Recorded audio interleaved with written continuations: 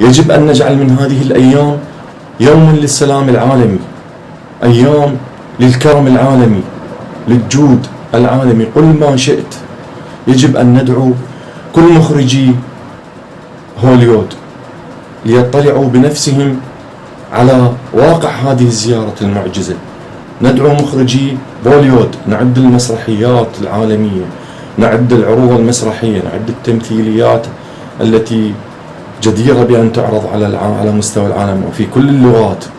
يجب أن نقدم الحسين بطريقة أكثر نشاطا وأكثر تطورا، ونستغل كل ما لدينا وكل ما نملك من وسائل الإعلام في عكس الصورة البهية، في التهيئة للإمام الحجة.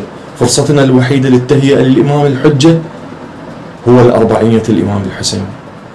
الإمام الحسين هو طريقنا الوحيد لعولمة الإسلام.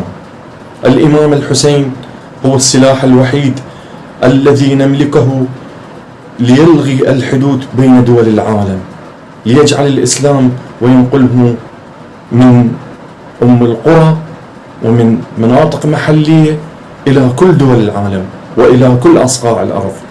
الحسين فرصتنا. ربما أسأل سؤال: أيهما أكثر شهرة، جيفارا أو نيلسون مانديلا أو ربما غاندي أم الإمام الحسين؟ ربما بسبب سوء تسويقنا للإمام الحسين ولثورة الإمام الحسين ولأربعينية الإمام الحسين ربما نستطيع الإجابة، نجد أن جيفارا ربما على مستوى العالم معروف أكثر من الإمام الحسين، بالرغم أنه توجد قادة معاصرين مثل غاندي يقتدون بالإمام الحسين. يجب أن نعكس الحسين بطريقة يصبح رمزا للأحرار على مستوى العالم. يجب أن تزداد خطواتنا في تقديم الحسين بطريقة أبهى وأزكى وأكثر تطورا. الحسين هو فرصتنا الوحيدة للتهيئة لظهور الإمام المهدي. وفقكم الله إخواني وأصدقائي، وتقبل الله زيارتكم.